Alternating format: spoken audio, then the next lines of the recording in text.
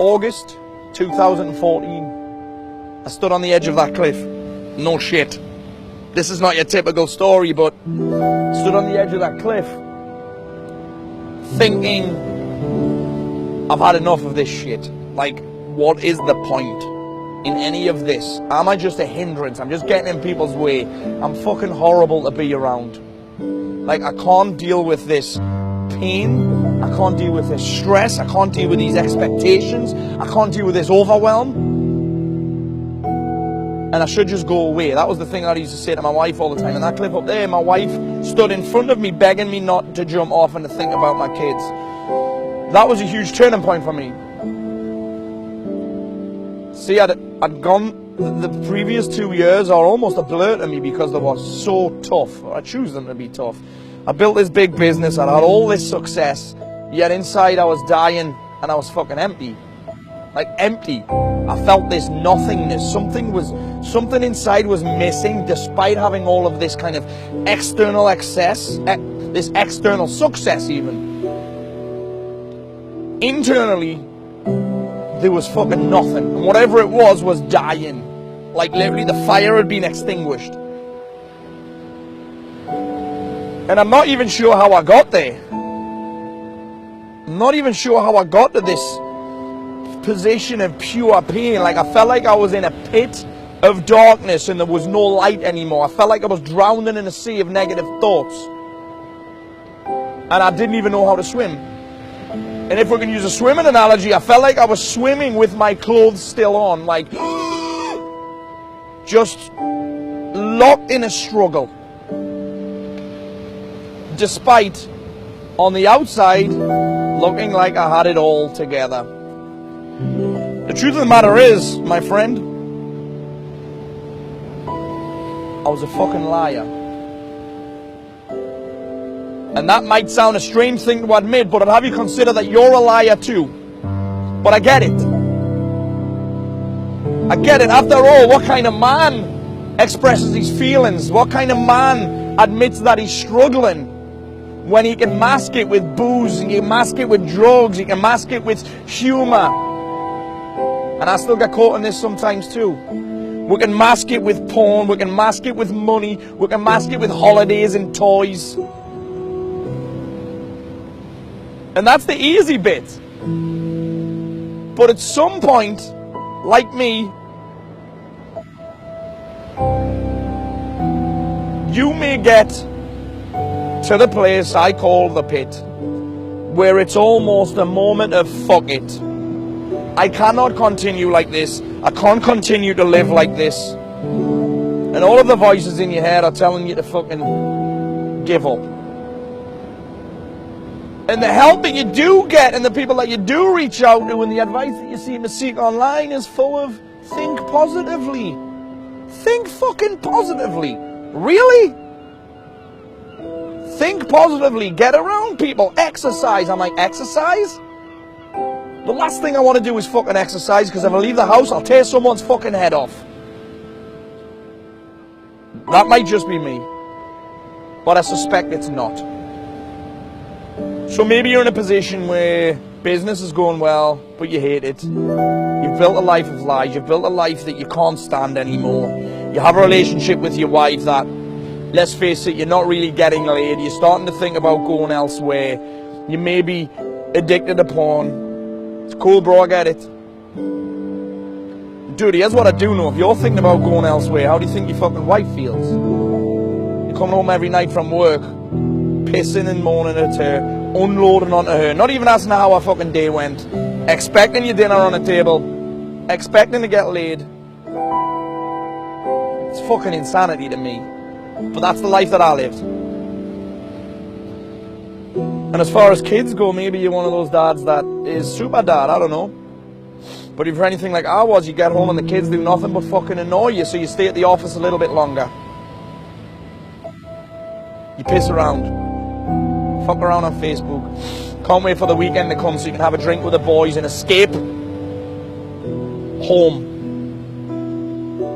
Maybe you're sick of having your body the way it is, in pain all the time, fucking snoring, waking up like feeling like a bag of shit, needing coffee just to get through the fucking morning.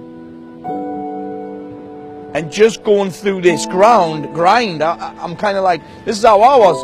And the best description I can give you is like a fucking zombie. Living dead.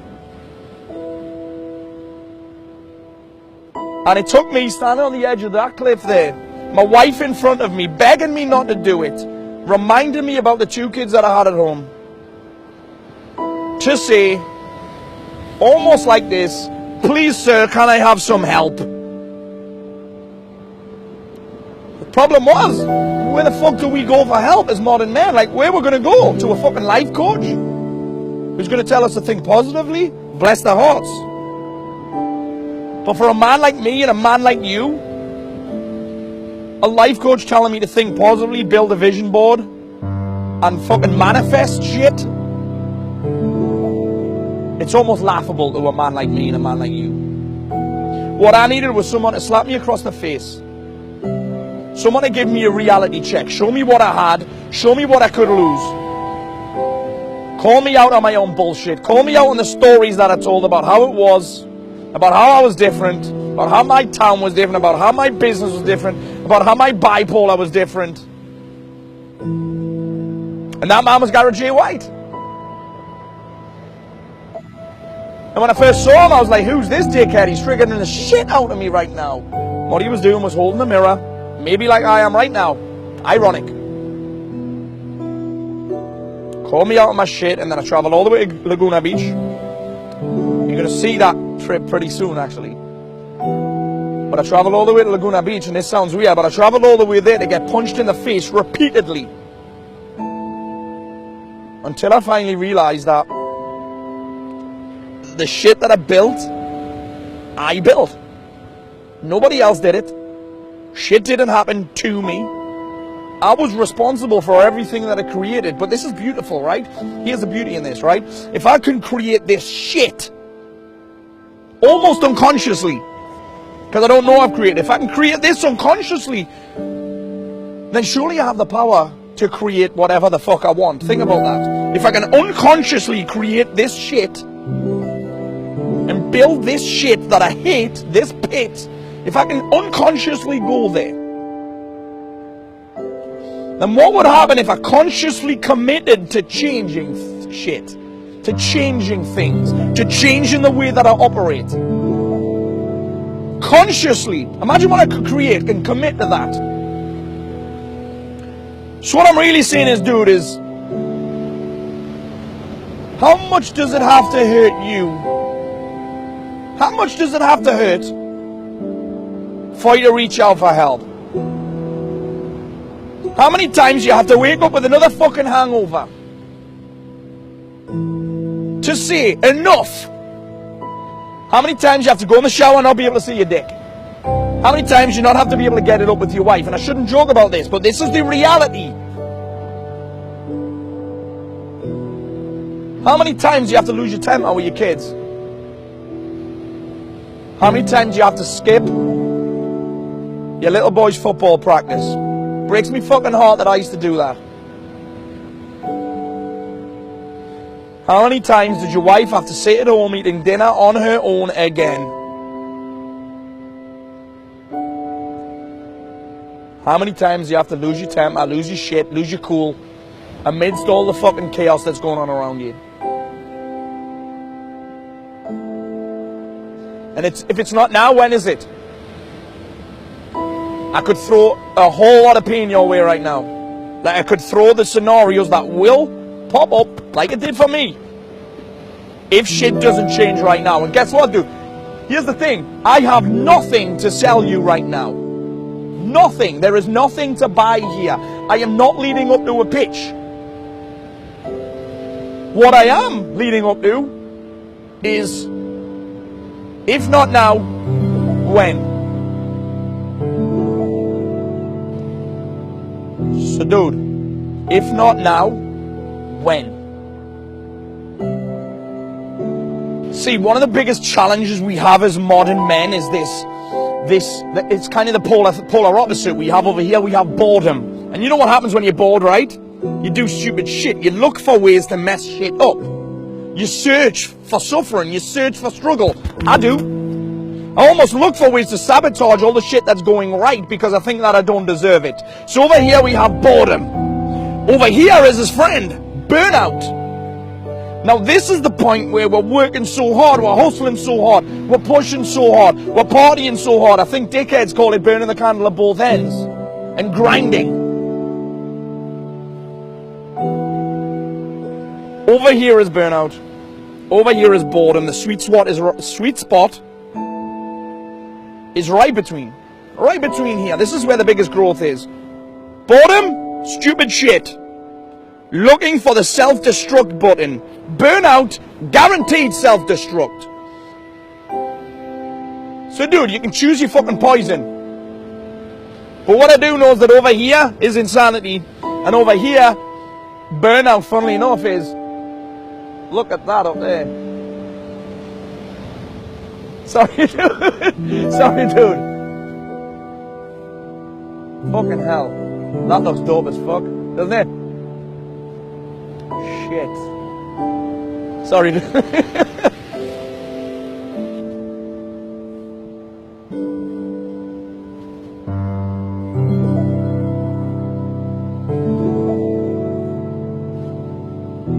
So what I'm saying again is this, right? Like, if not now, when?